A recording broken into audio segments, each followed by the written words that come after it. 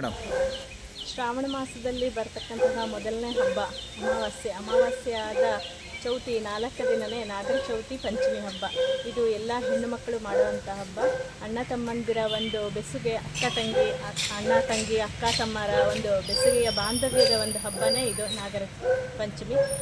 ಹಿರಿಯರೆಲ್ಲ ಇದನ್ನು ಚೌತಿ ದಿನವೂ ತನಿ ಎರೆದು ಹಾಲಾಕಿ ಮಡಿಯಿಂದ ಅದನ್ನು ಮಾಡ್ತಾರೆ. ಅದು ಪದ್ಧತಿ ಇರೋ ಮನೆಯಲ್ಲಿ ಮಾತ್ರ ಮಾಡ್ತಾರೆ. ಆವತ್ತಿನ ದಿನ ಅವರು ಏನು ಉಪ್ಪನ್ನು ಸೇವಿಸೋದಿಲ್ಲ. ಇದು ಕೆಲವರು ಮನೆಗಳಲ್ಲಿ ಮಾತ್ರ ಮಾಡ್ತಾರೆ. ನಂತರ ನಾಗರ ಪಂಚಮಿ ದಿನ ಎಲ್ಲರೂ ಹೆಣ್ಮಕ್ಳು ಕೂಡ ನಾಗರ ಕಲ್ಲಿಗೆ ಪೂಜೆ ಮಾಡಿ ಬೆಳಗ್ಗೆ ಸ್ನಾನ ಆದಿಗಳನ್ನು ಮಾಡ್ಕೊಂಡು ಬಂದು ಪೂಜೆ ಮಾಡಿ ಅದಕ್ಕೆ ಒಂದು ಭಕ್ತಿಯಿಂದ ಪೂಜೆಯನ್ನು ಸಲ್ಲಿಸ್ತಾರೆ. ಆಮೇಲೆ ಮನೆಯಲ್ಲಿ ಅಣ್ಣ ತಮ್ಮಂದರಿಗೆ ಅಣ್ಣ ತಮ್ಮಂದರನ್ನ ಕರೆದು ಅದರ ಒಂದು ಸಂಕೇತನೇ ನಾಗರ ಪಂಚಮಿ ಹಬ್ಬ. ಮೇಡಮ್, ತಮ್ಮ ಹೆಸರು? ಭೂಷಿಣಿ ನಾಗರಾಜ್.